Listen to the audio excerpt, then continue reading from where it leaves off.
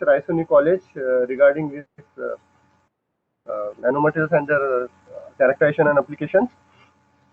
So today I am going to talk about the nanomaterial characterization using FETM and Raman spectroscopy. Basically, I am going to talk about two main aspects of these techniques. One is characterization. Is it? Hello?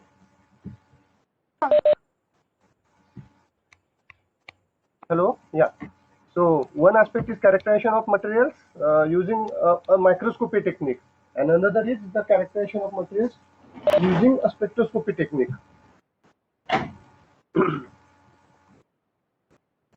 So this is the list of commonly used characterization techniques. I already had discussed this list during my last presentation also. So in spectroscopy also you can see there are various techniques that are available: UV visible spectroscopy, photoluminescence, X-ray photoelectron spectroscopy, FTIR spectroscopy, energy dispersive spectroscopy, fluorescence spectroscopy, as well as Raman spectroscopy.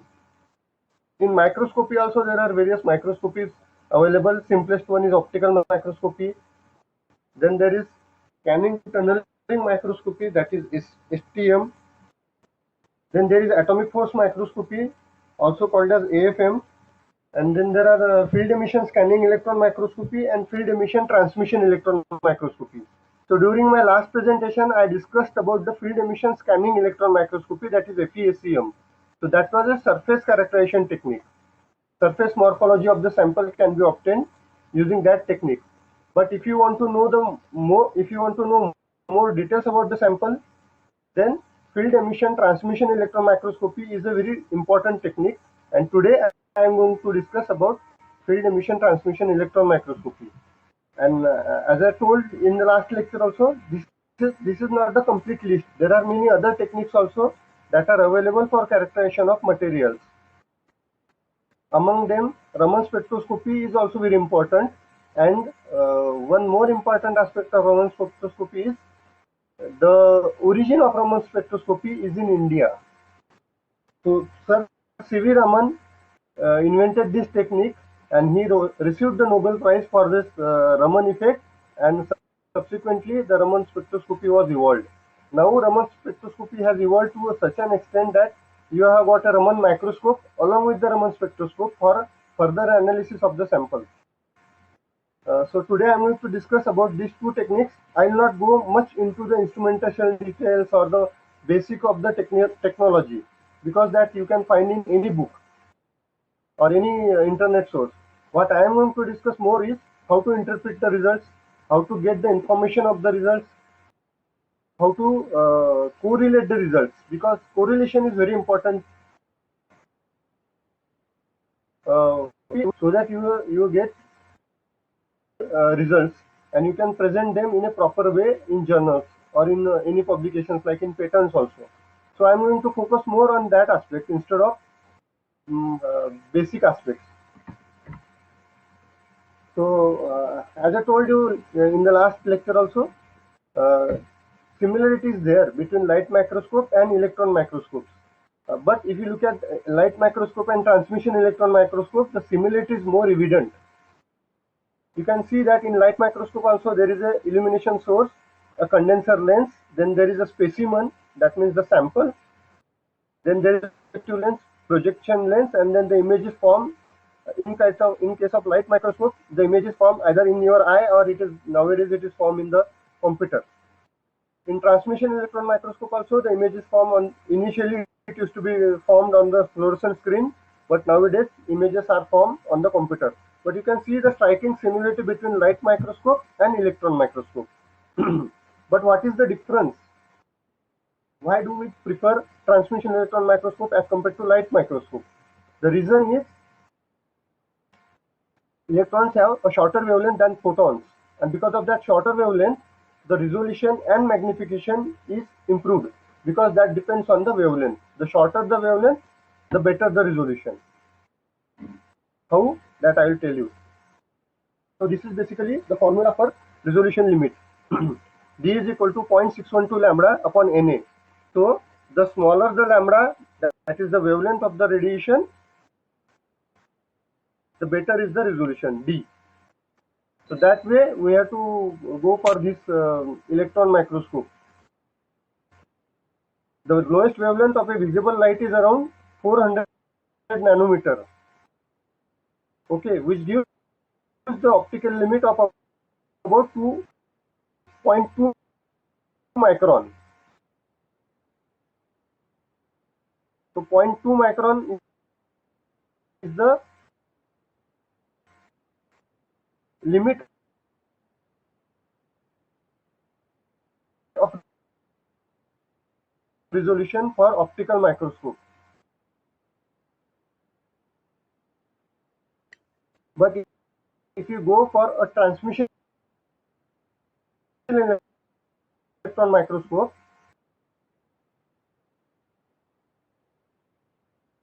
1 nanometer, 0.1 nanometer. So it is more than 1,000 times better than the optical microscope resolution. And that is why optical electron microscopes are preferred over the optical microscopes.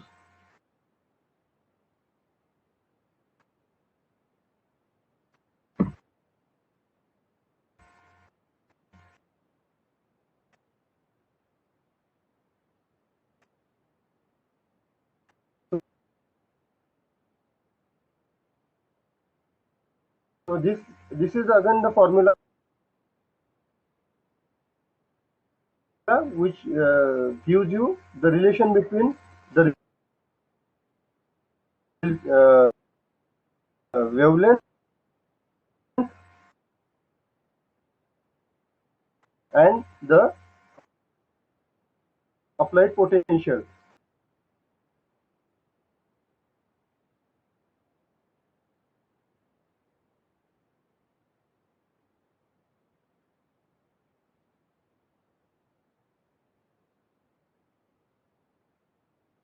Better the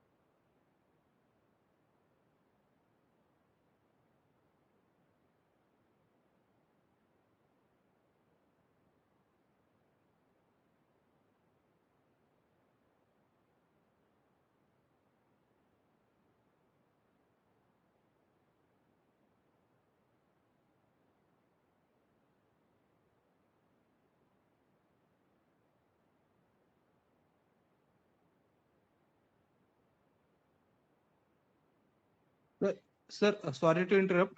Sir, you are not audible.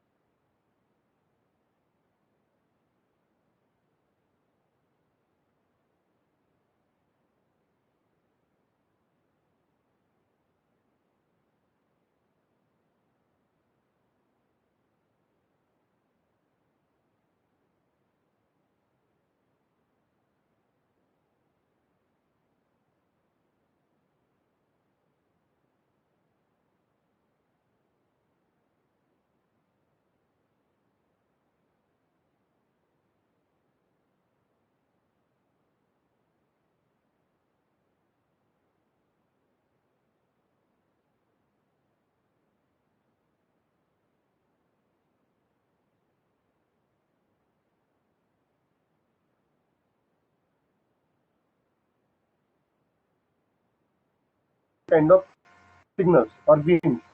One signal is the beam passes directly through the sample and it gets passed directly. So that is called as transmitted electrons. Now these transmission electrons are used for the imaging. Okay, high resolution electron imaging. How they are done? They are done in two modes. One is bright field imaging and second is dark field imaging. What is the difference between bright field and dark field? That I will explain later. Then the second kind of signal that is generated is elastically scattered electrons. Some of the electrons get scattered elastically. Now in XRD also, if you know, the X-ray beam gets scattered elastically from the lattices of the crystal. Similarly, here also the electron beam gets scattered from the lattices of the crystals elastically. So there is no loss of the energy, and that is used in the analysis of the crystal structure of the sample or microstructure of the sample. And that is done using two techniques called as SAED, selected area electron diffraction, and CBED. CBED is also a kind of electron diffraction, but we are going to focus mainly on SAED, selected area electron diffraction.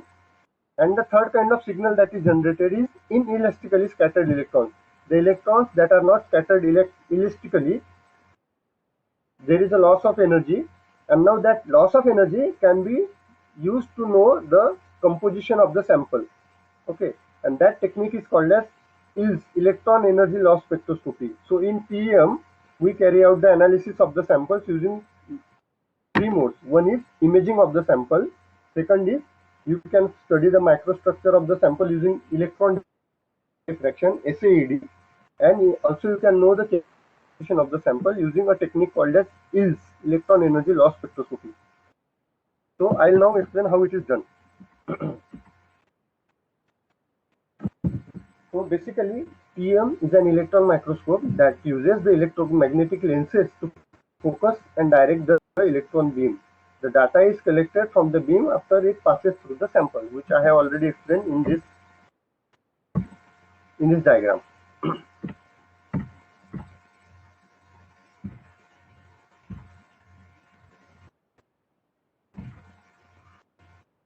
Why do we want TEM as compared to say SEM or optical microscope? As I told you, the resolution is the best in TEM as compared to even TEM and optical microscope. There is no comparison with the optical microscope. Even the resolution is better than SEM. So you can get the data from the TEM. You can get morphological data like its grain size, particle size, grain boundaries, interface. If there are some defects in the sample, that also you can visualize. If there are some amorphous phases in the sample, that also can be known. If there are secondary phases, and also if there are defects, you can know the defects, presence of defects, their distribution in the sample. And all this information is very important for various applications, because if there are defects in the sample, they may not be useful for certain semiconducting applications. And in certain cases, the defects are very good. They are useful for some applications, like in sensors. If there are defects in the sample, more defects in the sample, the material can show better sensing properties.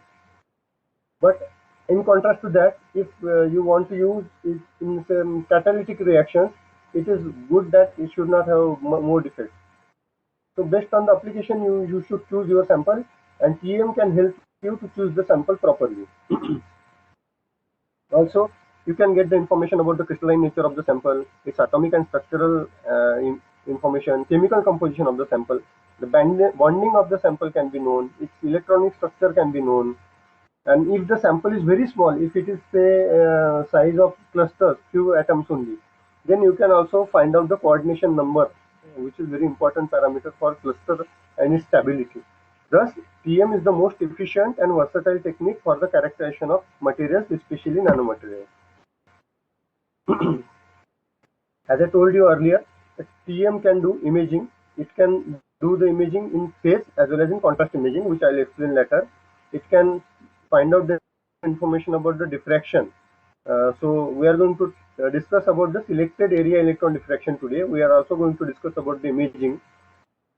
Then there is another way of diffraction called as convergent beam electron diffraction, CBED, but we are not going to discuss detail about it. Then chemical analysis. So chemical analysis can be done using 2-3 methods. One is EDS, energy dispersive spectroscopy. Second is electron energy loss spectroscopy, ELS, and third is energy filtered imaging. So we are going to focus mainly on EDS. I'll show you one example of ELS also, but there are certain issues with ELS. Basically, ELS is good for low atomic number samples. For high atomic number samples, the ELS accuracy is not so good. So that is one issue. Second issue with ELS is you need a sample to be very thin, and sometimes we cannot go beyond a particular thickness in the sample. If the sample is too thin, it may not be feasible for certain applications. So these are the two limitations of ELS. But the advantage of ELS is it can be useful for study of low atomic number samples which are not sometimes detected in EDS. For example, boron is the element which is not detected in ELS. In EDS. We cannot detect in EDS because of its very small atomic number. In fact, the elements below carbon are not detected accurately using EDS technique, but they can be accurately detected using ELS spectroscopy, and that is where the advantage lies of ELS. So these are the basic features of a modern TEM. It has got a column, and on the top of the column there is an electron gun. Then there is a condenser lens. Below that there is an objective lens. Then you have to insert the specimen. So specimen holder is there through which the sample is inserted. Then there are certain apertures like selected area diffraction apertures is there. Then there are detectors like EDS detector is there. And there is a viewing port also, but nowadays this viewing port is not there. A computer is there through which the viewing is done. So there is no viewing chamber in modern TEM. So it is there only in the old TEM. So this is the basic feature of a TEM. But when you want to equip your TEM with ELS, need some additional features I'll show later. But first I want to show a simple analog between a TEM magnified image and the image that we see in our motion pictures, that is cinema.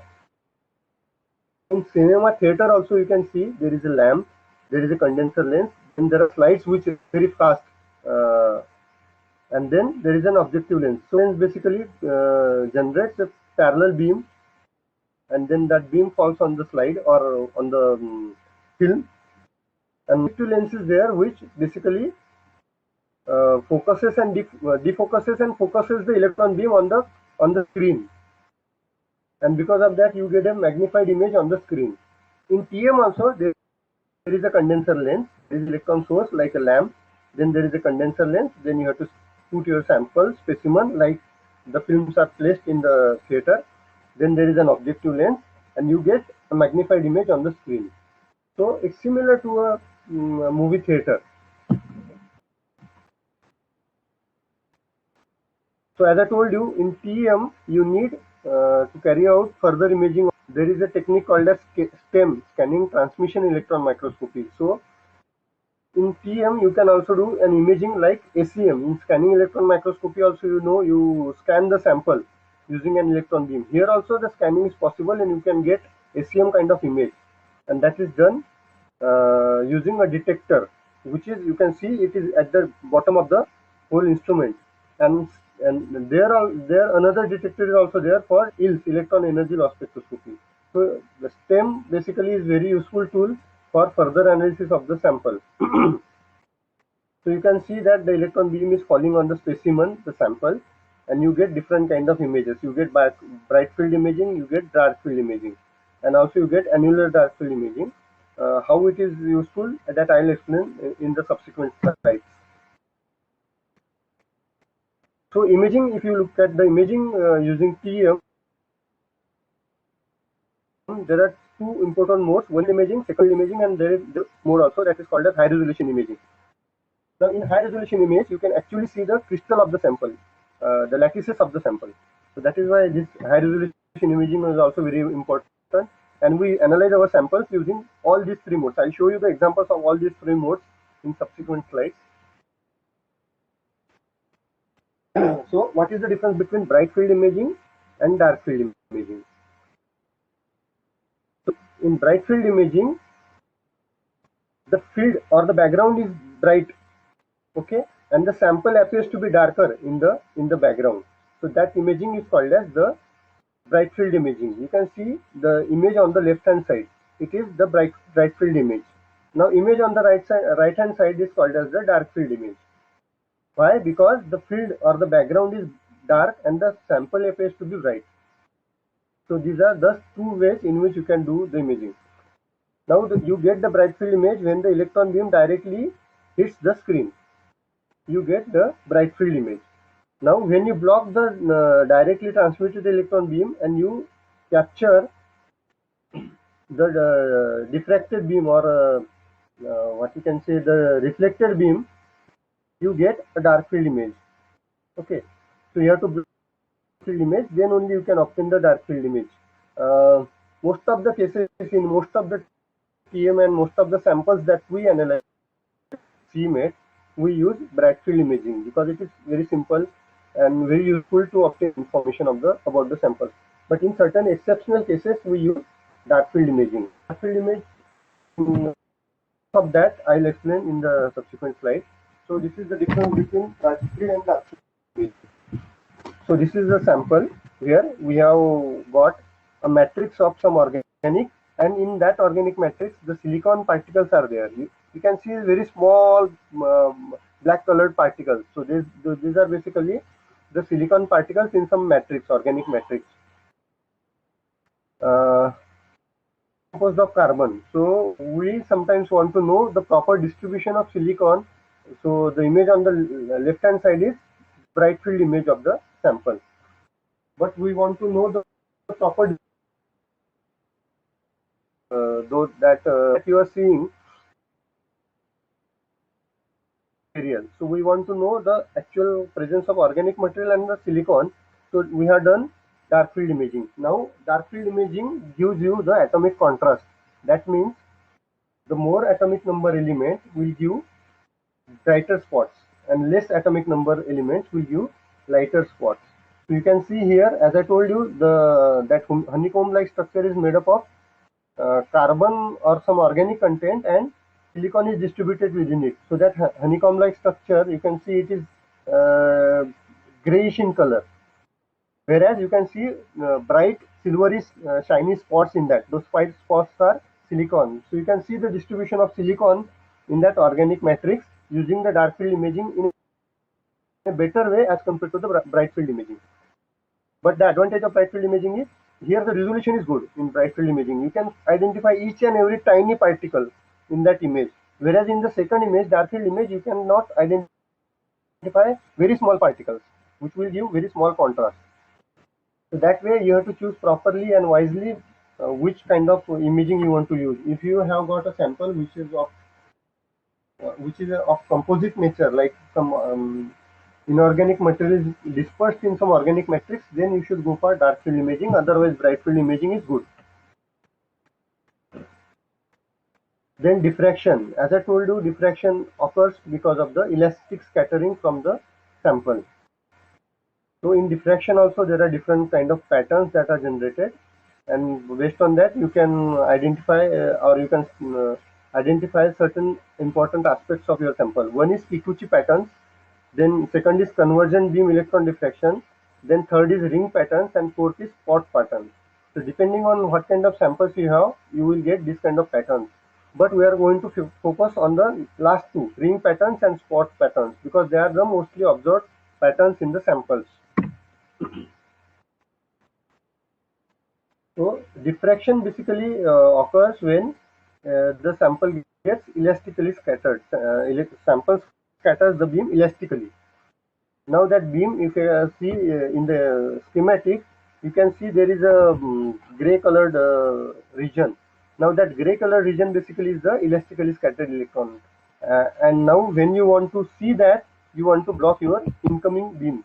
Directly transmitted beam you have to block, then only you can see that kind of pattern. So when you see the electron diffraction pattern, you cannot do the imaging. Okay, so you have to stop your imaging mode and you have to go to the diffraction mode. Here again the picture is very clear. So elastically scattered beam gives you the direct beam and diffracted beam. Now how you focus the direct beam and how you block the direct beam, it will give you good quality diffracted beam. So you have to properly choose it, you have to properly use it. This is a typical selector electron area diffraction pattern. So it depends on the d spacing and composition of the crystal that we have to analyze. So it is similar to the X-ray diffraction pattern. Okay, and you have to match also the diffraction information that you obtain from this kind of patterns. You have to match it with your X-ray diffraction pattern information, and it generally matches very well, and thus you can correlate the data. So there are different types of electron diffraction pattern we obtain. This particular image that I am showing here is for single crystal electron diffraction pattern. I'll again show it for other samples. So as I told you, there are two ways in which you obtain the pattern. One is spot patterns.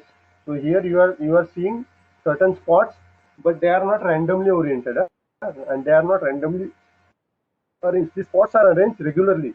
That means they will give you the information about the regular arrangement of the atoms. That means the crystalline nature of the atoms or of the sample. So these kind of spot patterns are obtained when your material is composed of a single crystal, or when you are focusing on the single crystalline region of the sample.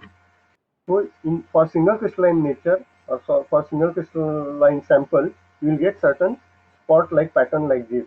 So from that only you can tell whether your sample is single crystalline or polycrystalline. Now this kind of ring patterns are also obtained. Now these ring patterns are typical of polycrystalline sample.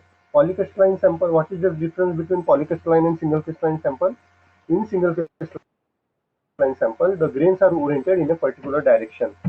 And because of that, when the electron beam gets reflected from it, you will get the electron beam appearing at certain locations only, because it is getting refracted from a particular plane of the sample. And that is why you get spot-like pattern. Whereas you get ring-like pattern for polycrystalline sample. Now in polycrystalline sample, the grains are oriented randomly. They are oriented in every direction. Because of that random orientation, the beam can appear from any region of the sample. Okay, and because of that you get these regular ring-like patterns.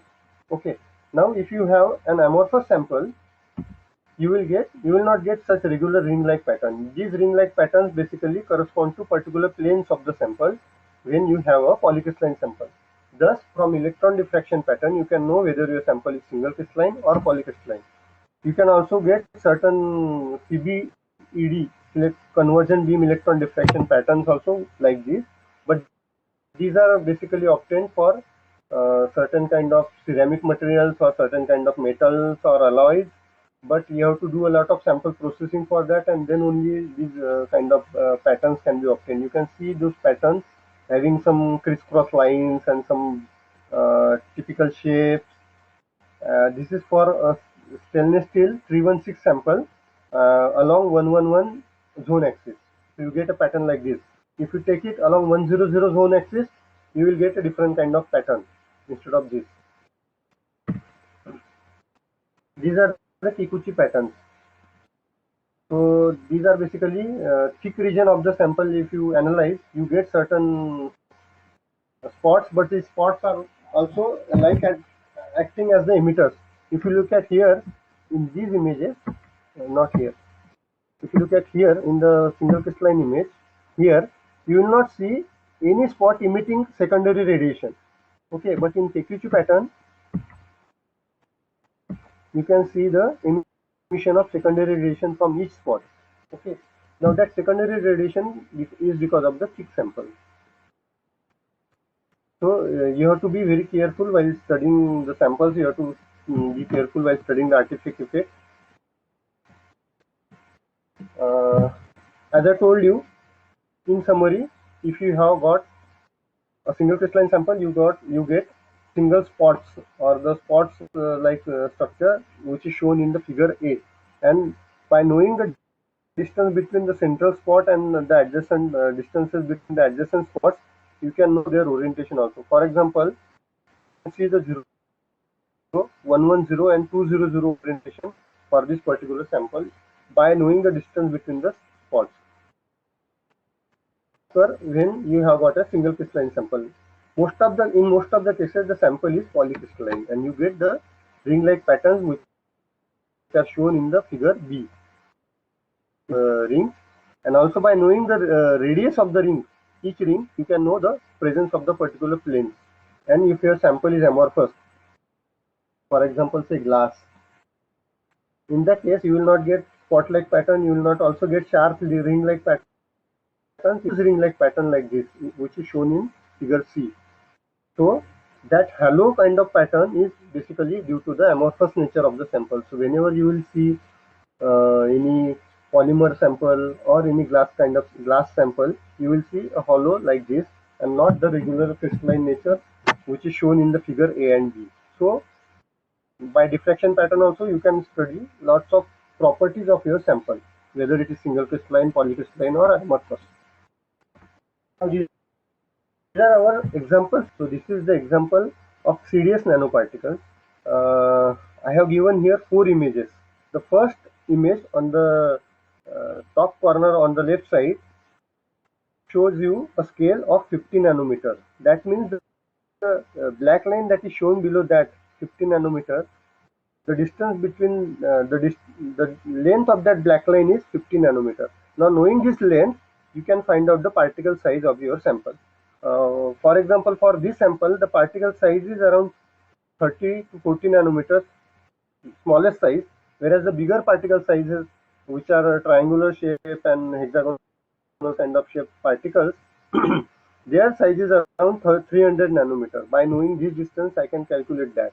So generally we obtain images for different sizes, and so the first image where the 50 nanometer scale is given is low resolution image. The 20 nanometer scale is there. That means the length of that black line is around 20 nanometer, and from that you can find out the size of this bigger particle. Now this is a hexagonal kind of shape particle, and there is small triangular shaped particle sticking to that hexagonal shape particle on the top left corner. Now if you want to know the size of this particle, you have to use this scale and measure the distance or the size of this bigger particle. But this becomes very tricky when you manually do it.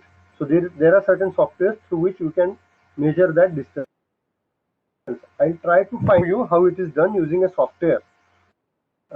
Even if I can show it using this online platform. form. I don't know whether that will work here or not, but I'll try to do it at the end of my presentation. Now the third image, you can see that there are some lines, regular lines in the image. This is basically the magnified portion of the second image where you have seen that 20 nanometer scale. So what I have done is I have magnified a top corner of this image here, and you can see the regular images. And then next to that, you can see there is a SAD pattern, and you can see in this SAD pattern you can see the spots there, and I have drawn a hexagon using that red lines. That means this sample is single crystalline. It is having orientation in a particular direction. Now I am magnifying these last two images in the next image. Here you can see it clearly. Now can you see the clear orientation of the crystalline, those regular lines in the image, and with the scale 5 nanometer.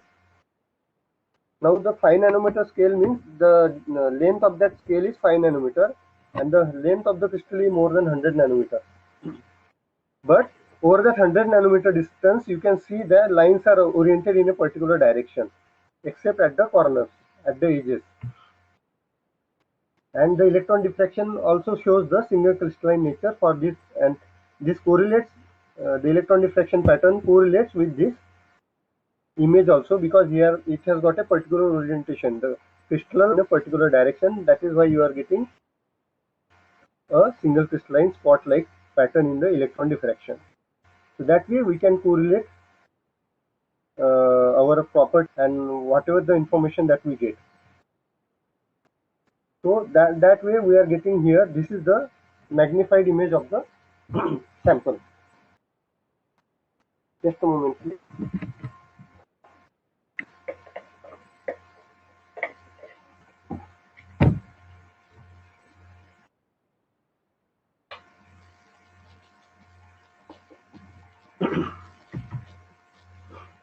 This is another example how we can calculate the particle size. This is a flower-like structure, and you can see on the top left corner of the sample, you can see a flower-like structure having certain petals, and these petals are intertangled to each other. Basically हे फुलाच्या पाकळ्यांचं एक structure आहे पूर्ण. फक्त ते काय झालं की TM imaging त्या आधी त्याला अल्ट्रासोनिकेट केलं गेलं तेव्हा ते स्ट्रक्चर थोडंसं डिस्टॉर्ट झालं, आणि त्याच्यामुळे त्या फुलाच्या पाकळ्या एकदम क्लिअर दिसत नाहीयेत. But still you can see the petal like structure, and length of the petal is around 160 nanometer. Now what we have done in the next image, the scale here you can see is 100 nanometer. What we have done in the next image is we have magnified that square region.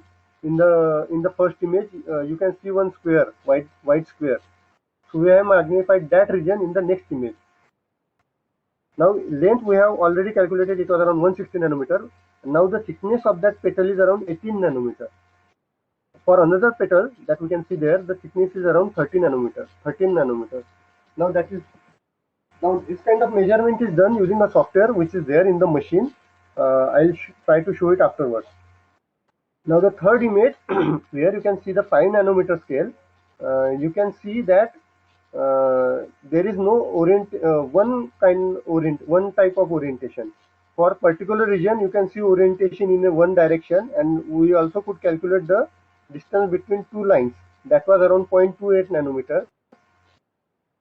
For another, orientation was in different direction, and the distance between these two lines was around 0.1 nanometer. So you can find out here from this image that you can go even up to 0.19 nanometer resolution using transmission electron microscopy. Now in third region, the orientation was in another direction. The distance between two lines was around 0.33 nanometers. And now for this particular sample, indium cadmium sulfide sample, when we correlate these values 0.28 nanometer, 0.09 nanometer, 3 nanometer with when we with the JCPDS XRD values, we found out that these are basically for different kind of planes present in the sample. So 0.28 nanometer is for 105 plane, 0.19 nanometer is for 110 plane, and 0.33 nanometer is for 111 plane. Now when we carried out the electron diffraction study of the same sample, we found out ring-like structure like this. in the fourth image. Now these rings basically correspond to the polycrystalline sample, and that is also shown in the third image of 5 nanometer scale. That sample is not single crystalline. Orientation is not in one particular direction, it is in different directions. And that's why you get a ring-like structure. Whereas in earlier sample that I have shown, this is simple. So instead of rings, you have got the spot-like patterns and orientation or the lattice in particular direction. But here you are having a polycrystalline sample, so the orientations are in different directions, and that's why you get ring-like patterns instead of spot-like patterns. This is our third example. Here also you can see there are polycrystal in the sample from the electron diffraction pattern. Even the lattice imaging, high resolution imaging, it's showing orientation two direction, but there are different orientations also. But since the 1.33 nanometer is in the essay to it, you can see that particular ring as compared to the other ring. Other ring is not orientation is along 0.33 nanometer and less orientation is along 112 nanometer. And also you can find out the particle size and shape and other information from the high resolution, from the low resolution images or low magnification images. Thus, in TEM, high magnification images give you the particle size as well as the shape information, whereas the high resolution images give you the information about the crystalline nature of the sample, whether it is single crystalline or it is polycrystalline. This is another example, zinc sulfide nanostructures. They basically are sheet-like structures, and these sheets are crumbled. जसं आपण एखादा paper घेतला आणि त्याला चुरगुळा केला त्याचा पेपरचा, तर जसा शेप येतो तसा हा शेप आलेला आहे. So what you can see here again is the scale is 500 nanometer. So that particles are, those sheets are more than 500 nanometer in length, whereas their width can be smaller and the thickness is very small. Thickness can be around 5, 10 or 20 nanometers. Now what we have done is we have magnified this square region in the first image in the next image. So the scale is now 25 nanometers. So at 25 nanometers, we can see that it is made up of very small particles. It is not that it is a single sheet. Okay, it is made up of very small particles. Like जसं आपलं बुंदीचा लाडू असतो ना, तो छोट्या छोट्या पार्टिकलचा मिळून एक अख्खा लाडू बनतो. तसे हे छोटे छोटे पार्टिकलचं मिळून हे अख्खं एक स्ट्रक्चर बनलेलं आहे. Now त्याच्यामध्ये when you see a square in that also, in that 25 nanometer scale image, we zoom that region, particular small region of that white square in the third image of 5 nanometer scale. And here you can see that again the particles are entered in different directions. You can see certain particles in 110 direction, in 101 direction, certain particles in 002 direction. That means the sample is polycrystalline. And the same information is obtained in the electron diffraction. You can see ring-like patterns, and patterns are there for 002, 100, 110 and 103 planes. Thus, you can correlate your data. You can know the information about the size, shape, crystal structure, defects in the sample from TEM. So, do we get only that information in TEM? So the answer is no. We can get even more information. We can also know the chemical composition of the sample using the technique called as EDS. So this is our sample from CIMET, which is a copper doped CDS sample. So CDS is basically a flower-like, having a flower-like structure like shown in the bigger image. Lattice image also shows that it is polycrystalline, having different orientations in different directions. But we want to know the presence of copper and cadmium and sulfide in the sample. So that was done by using energy dispersive spectroscopy, EDS. So the spectra that is shown on the left hand side shows the presence of sulfur and cadmium. You can see the peaks due to cadmium and sulfur, green peaks. Okay. Then there are certain peaks due to carbon also, which is obvious because the grid that we are using is made up of some polymer, and that polymer contains carbon. So because of that, presence of carbon is there. Presence of oxygen also can be there because of the surface oxidation of the sample. While doing the analysis, we have to sonicate it and do certain processing. But presence of copper was very small. You can see copper peak is also there, but we have to magnify it. and in the inside you can see that magnified image with the very small presence of copper. Why is presence of copper very small? Because we have doped that cadmium sulfide with copper. We have doped it around 1% of copper. So because of that, that intensity is very small. We have to magnify it. Now, another way of knowing the presence of cadmium, copper and sulfur in the sample is through elemental mapping. So what was done was, it was raster scanned, the sample was scanned like it, but it was obtained with respect to the energy that is emitted from the sample. In this left hand side graph also you can see that chart of particular energy. Now when I put my detector for those energy levels, I can know the presence of elements for that particular region, and if I plot the map of that elements present in the sample, I get this kind of images. So the blue colored image is for cadmium.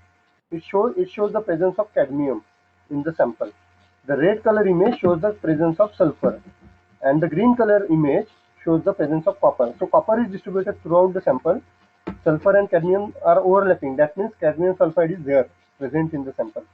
But intensity wise, if you see, cadmium and sulfur images are showing similar intensity, whereas the copper image is showing very small intensity, very small spots you can see, not the images which are seen for cadmium and sulfide. That is because again copper is very small, present in a very small quantity in the sample. That is why it is showing spots. Distinctive spots are not the big image like shown in for copper, cadmium and sulfur in blue and red. But still it is showing the presence of copper. That means copper is doped in the sample and it is there in the lattice of the sample. That also can be attributed from the high resolution image that is there, second image. So there also you can see the lattice. Lattice is not very sharp. It is not straight. It has got certain undulations, and that is because of the defects present in the samples, and that those defects have occurred because of the presence of copper doping. This is our another example from CIMET. We basically prepared a cadmium sulfide, zinc oxide nanostructure composite. So that composite was made up of cadmium sulfide nanoparticles, and zinc oxide was in the form of a sheet. So here you can see in the image there is a sheet, particles sheet, but we wanted to confirm whether the sheet is actually zinc oxide and particles are actually cadmium sulfide. So we have done the high resolution imaging. The left hand side corresponds to the particulate region, and the right hand side image, high resolution image, corresponds to the zinc oxide image. And when we match the D values with corresponding XRD patterns, they match with the corresponding to oxide and cadmium sulfide. But we wanted to be sure, again, we used other techniques also. What we have done now is we divide this central image into two parts. The left hand is two square in the image. The left hand side square corresponds to more of cadmium, and the right hand side square corresponds to more of zinc and oxygen. So we carried out the EDS analysis for these regions. So for the region where there are more particles, we carried out the EDS analysis, and you can see there is more presence of cadmium and sulfide in the atomic percent. There is more presence of cadmium and sulfide as compared to zinc and oxygen. That means the particulate region is composed of cadmium sulfide. And then we also carried out the elemental analysis for that sheet-like region. And here you can see there is more presence of zinc and oxygen as compared to cadmium and sulfide. That means the sheet-like region is made up of zinc oxide and the particulate region is made up of cadmium sulfide. Now, in order to further ascertain whether it is true, we have carried out the elemental mapping also. In elemental mapping also you can see that zinc and oxygen, if you see for this pink color region, it is distributed throughout. That means that the sheet is made up of zinc and oxygen, and it is not distributed for the particles. But when you look at the particles, dark black colored particles in that pink region, on those dark black colored particles only you can see the presence of cadmium and sulfur in those atomic elemental mapping images. Green color corresponds to cadmium, red color corresponds to sulfur, and those red color spots or green color spots overlap with the black regions in the image. That way we can know the presence of cadmium sulfide and zinc oxide in the sample. So CH is made up of zinc oxide and particles are cadmium sulfide. So that way you can do the analysis. As I told you, you can also know the presence of certain elements using electron energy loss spectroscopy, EELS. So this is how EELS spectra look. This is for a carbon sample.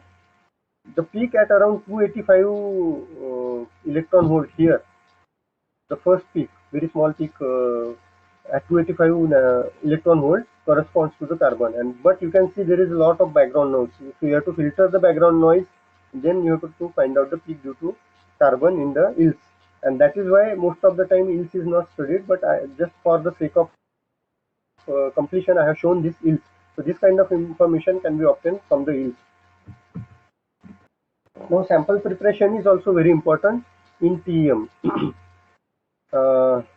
So here you can see there is a copper grid. So sample is basically dispersed in some solvent. If it is a powder sample, it is dispersed in some solvent like ethanol, and then it is put on the grid. A drop is put on the grid, and then that drop is allowed to dry either under normal atmosphere or it is dried under IR lamp. And now that small grid is put on a sample holder, which is shown here on the right hand side bottom image. So that small grid, it is very small, maybe around 2 mm size diameter. And that small grid is put on the holder, and now that holder is inserted in the TM instrument, and the imaging is done. So sample preparation is very important in TM. When you have got a powder sample, you should disperse it very properly, and you have to choose the solvent also very properly. In most of the cases, ethanol is the best solvent because it evaporates easily. But in certain samples where it can dissolve in ethanol or in alcohol, it is better to use water as the solvent. But water has got certain issues, like water doesn't evaporate very fast. So you have to wait patiently for the water to evaporate. You can also use IR lamp for drying, but then you have to be careful while drying under IR, because IR drying can cause another issue. So, so as I told you, we can calculate the particle sizes of the sample in two ways. One is there is a software, inbuilt software inside the TEM machine, so you can use that software for the analysis, or you can use another software that is called as ImageJ. You can write it down, ImageJ, IMAGEJ. That is a very important software for knowing, for calculating the particle size and shape of the samples. Excuse me, madam, can you hear me? Yes, sir. Hello? Yes, sir. Yeah, madam, I can show you the demonstration of using ImageJ, but how much time I have got now? Hello. Hello? Yes, sir. Yeah, how much time I have got? So still you have 15 minutes. 15 minutes. If you want Okay, to, either now I can go for Raman's. if you want to extend, you can Sorry? extend it. If you want to extend, sir, you can extend.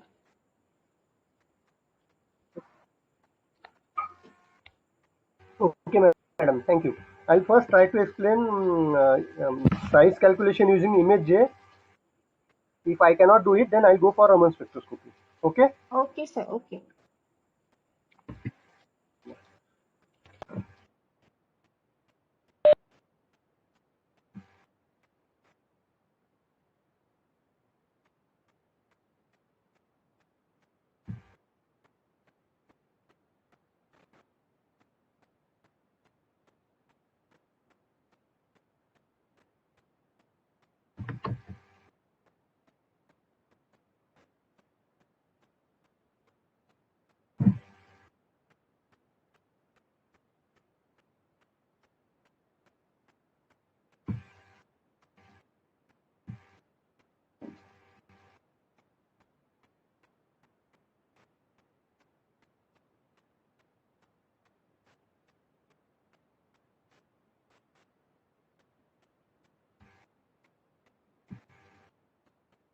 I think it is difficult for me to show it using that ImageJ software here.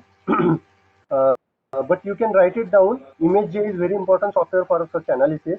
Uh, it is freely downloadable. You can download it from the internet, and you can use it for the calculation of size and shape of the samples. If there is any doubt, any queries, you can feel free to contact me. I'll explain you or I'll guide you how to use that software. Okay. Yes, So sir, I am sure, going no to discuss problem. now very little about Raman spectroscopy. Basically, Raman spectroscopy is based on the scattering of light. Okay, and light scattering is very important phenomena. You can see the rainbow because of the light scattering. But Sir C.V. Raman is took it to a very big level. He took it for the analysis of the various materials, and that is why he obtained the Nobel Prize for this invention. So scattering occurs when an incident photon interacts with the electric dipole of either elastic or inelastic. Elastic means there is no loss of energy, and inelastic means there is a loss of energy. So most of the incident photons are elastically scattered by the molecules. And that scattering is called as Rayleigh scattering, and that is not the part of Rayleigh scatter the energy of the scattered photons. Very small fraction of the light is scattered at energy is different than the incident photon energy by the photon. And now that kind of lost or gained energy can be studied using a Raman spectroscopy.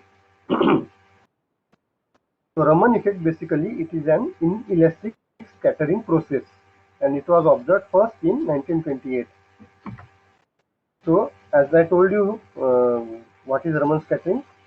So when the incident photon strikes a sample and gets scattered, it can get scattered elastically like in Rayleigh scattering, or it can get scattered inelastically. But in that case, there can be either a loss of energy or a gain of energy. The gain of energy is mostly called as Stokes scattering. When there is a loss of energy, it is called as Stokes scattering. And when there is a gain of energy, it is called as anti-Stokes scattering. In most of the cases, the Raman scattering is studied using anti-Stokes scattering.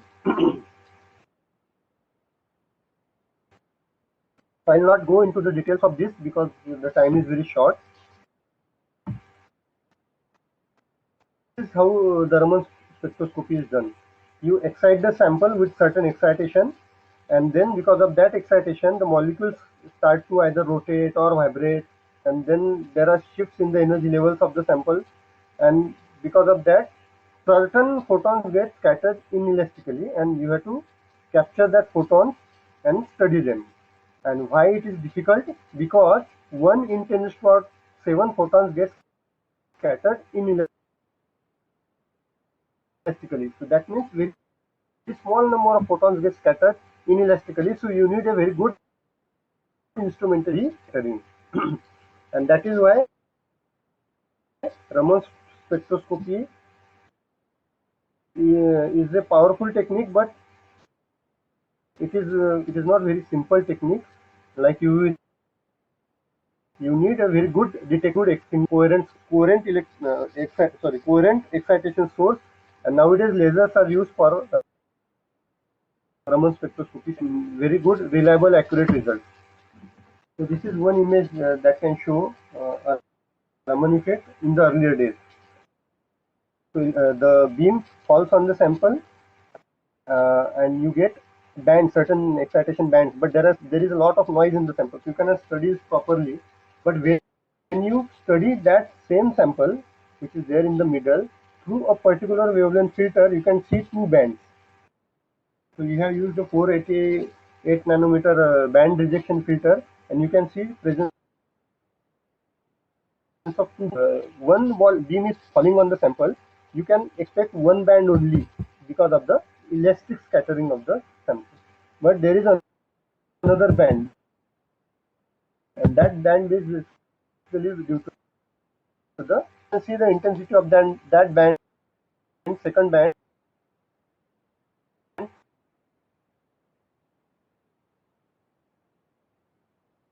realistically. So now that kind of scattering is studied in Raman spectroscopy.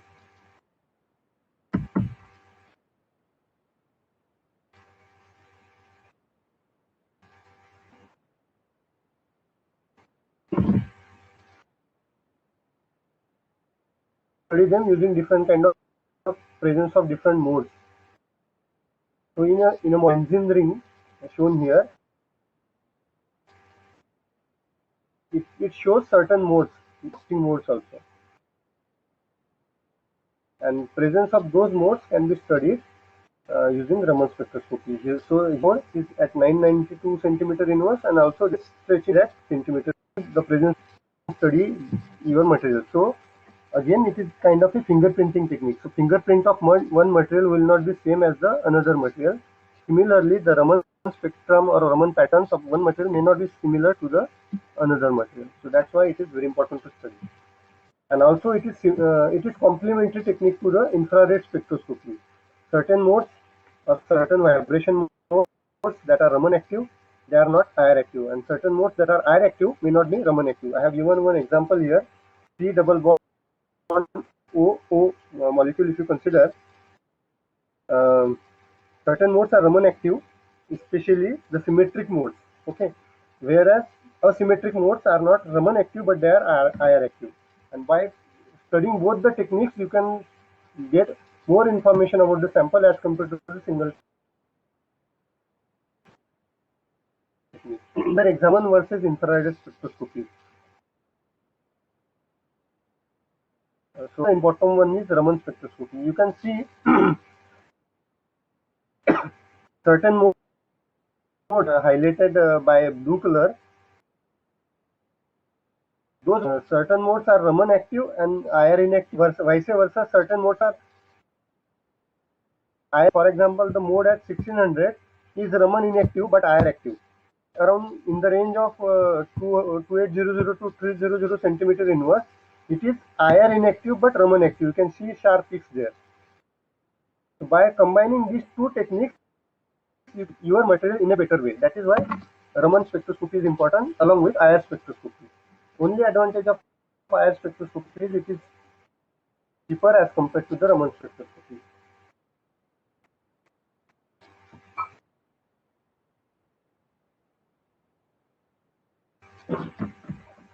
Another example, certain modes, for example, CC stretching, you can see here, it is not active in IR region, but it is active in Raman region. And C double bond O is highly active in FTIR region, IR region, but it is not active in Raman region. So these techniques that way are complementary to each other. Some information can be obtained in Raman spectroscopy in a better way, and some information can be obtained in IR spectroscopy in a better way. And these are different modes here. Here you can see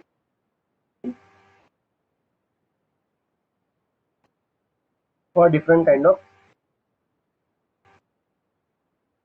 materials. CH3 symmetric. So Raman active, certain IR over Raman it is simpler, it is cheaper, it has got a lower detection limit, and that is why it is more suitable for certain applications. But Raman spectroscopy is more versatile as compared to IR, but it is costly.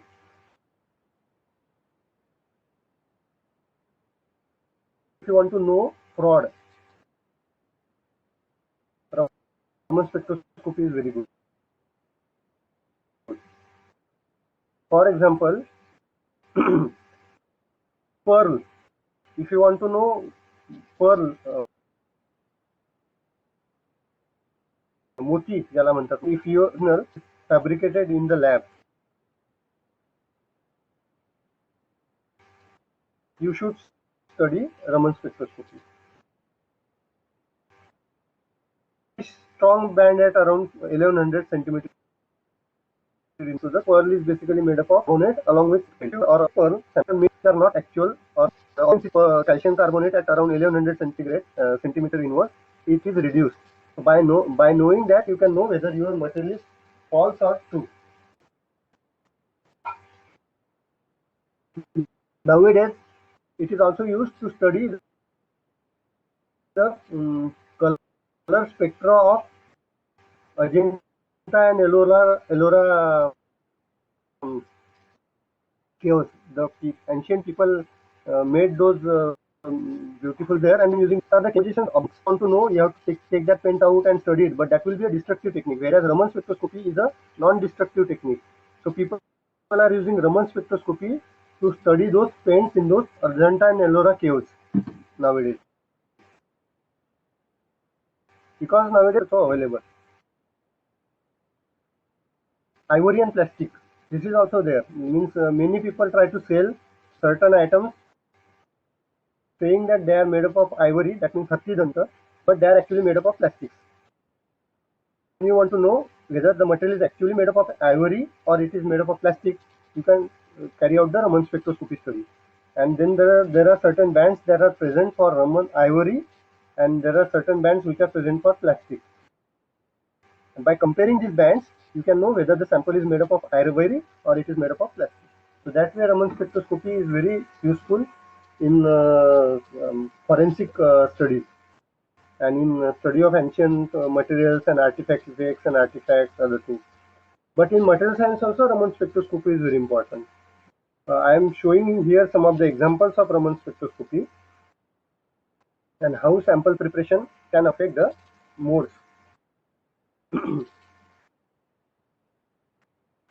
So in sample, modes that are present in the sample. One is at 600 centimeter in optic. These are basically the first order and second order. That is why if first is at 300, the second mode, that is second order mode, is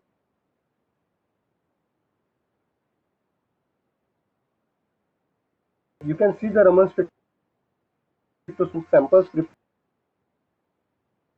prepared under different conditions at different temperatures, and you can see the yellow and 2 yellow modes variation in the samples. And now those mode variations can also be correlated with the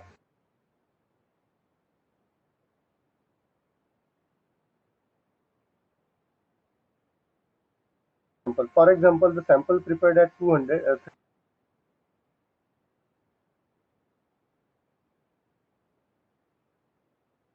325 shows sharp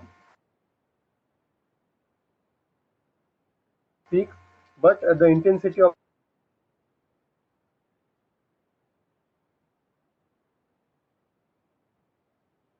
not there. Whereas at both the modes are present properly, intensity is increasing. That means your particle is the sample prepared using around 0.025 moles of sulfur and cadmium. You get one kind of see there is certain noise peaks maybe or react in the sample, but at 100 peaks are getting good crystalline cadmium sulfide. This is another example of cadmium sulfide.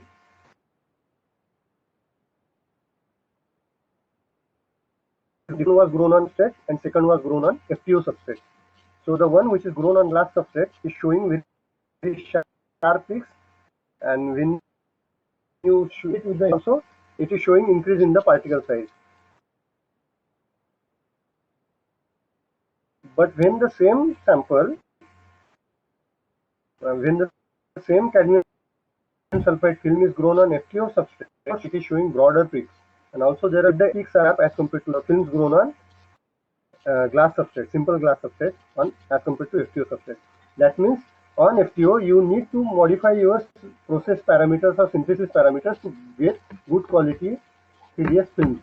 And this analysis is possible, or this kind of confusion is possible because of Raman spectroscopy. Also, if you dope your sample with copper,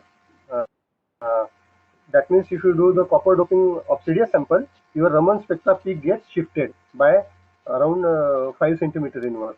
So by knowing that also, you can know whether your sample is doped or undoped. That way, Raman spectroscopy is very important in materials analysis. This is another example for CZTS. So in CZTS, you will see there is only one peak for all the samples.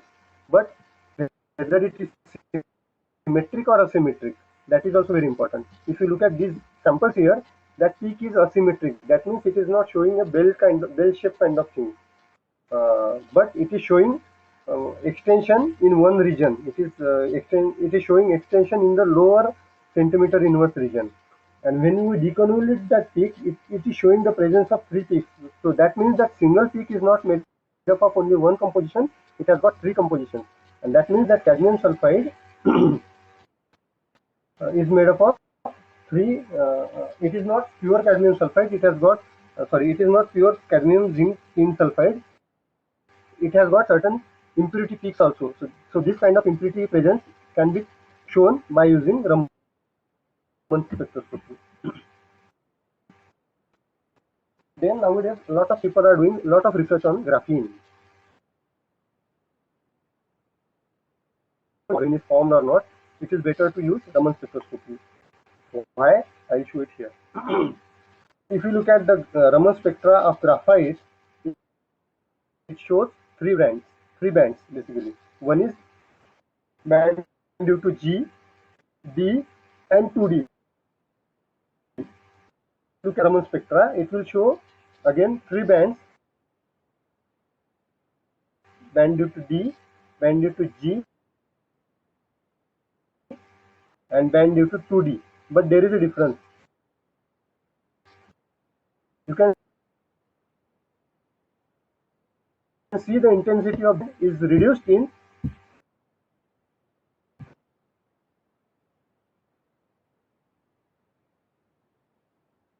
people graphene as compared to graphene. The 2D band is increased, and not only the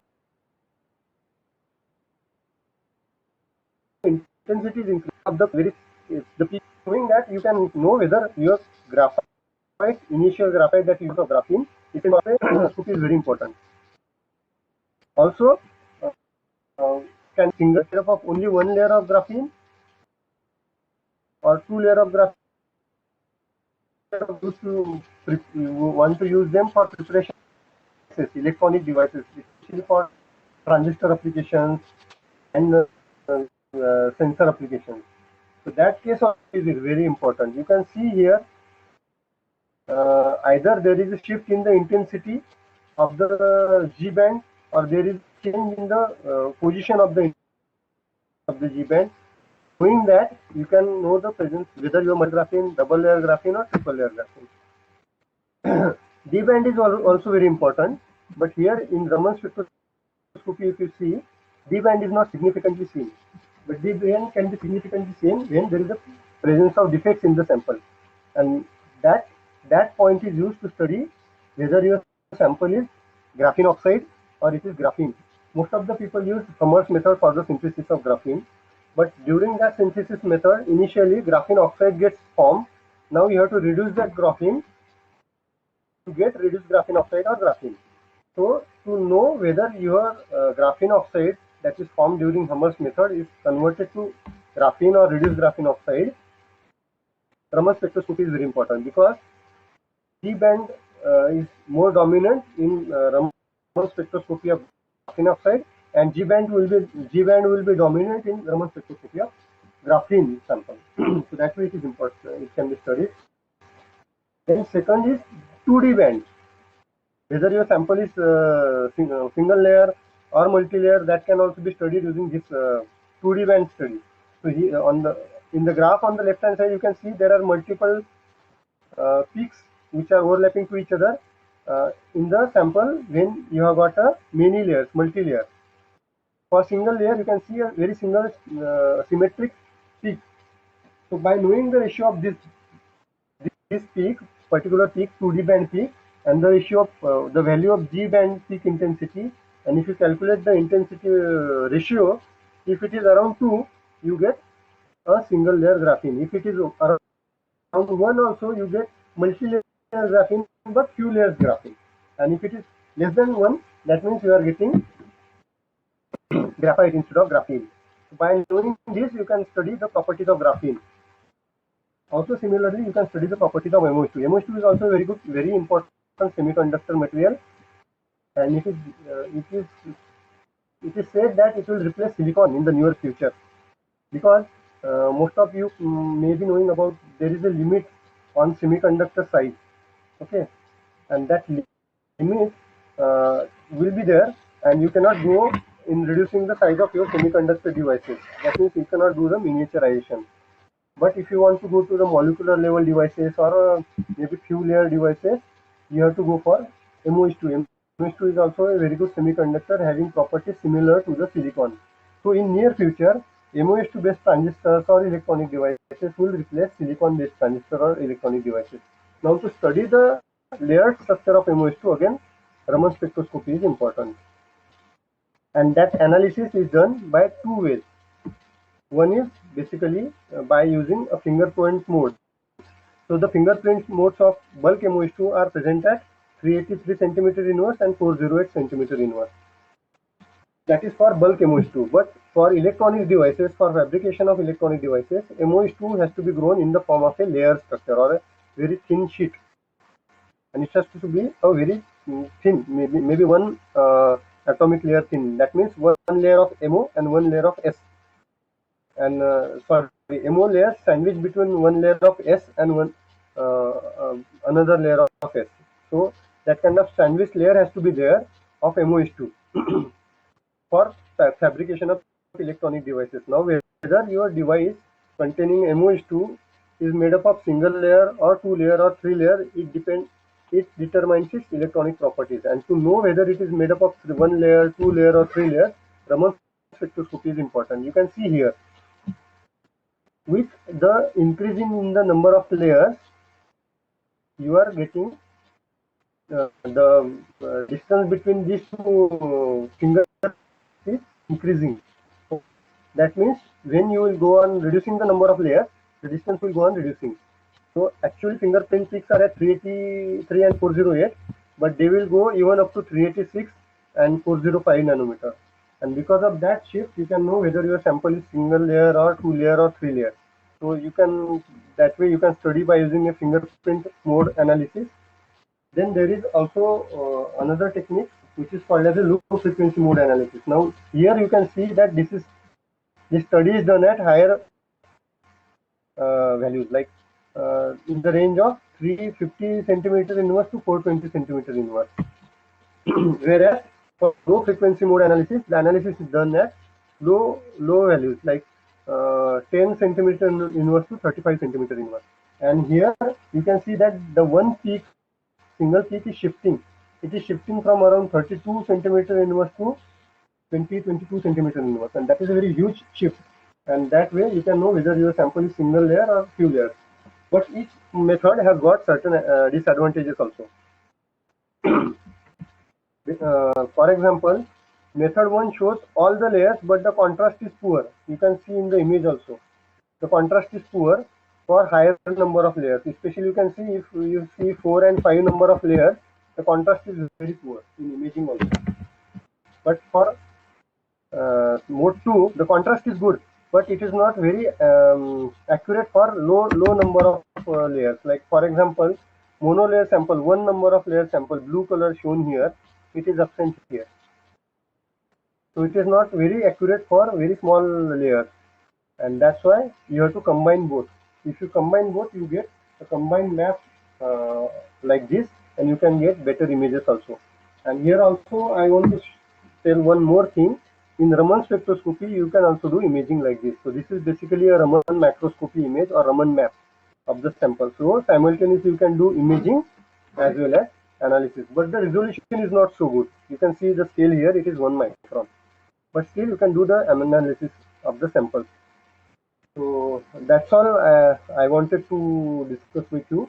I basically wanted to show the results to you and how they are interpreted, as compared to give you the basics of the instrumentation or basics of the techniques that you can find in any book. With this, I end my presentation, and thank you all for your patient listening. Thank you. I will be happy to answer the questions if the time permits. Hello. Thank you very much, sir, for this wonderful and informative session. I request all the participants, if you have any question, you can either put into the chat box or you can directly asked to sir. Participants, if you have any question, then you can either put into the chat box or you can directly ask the question to sir.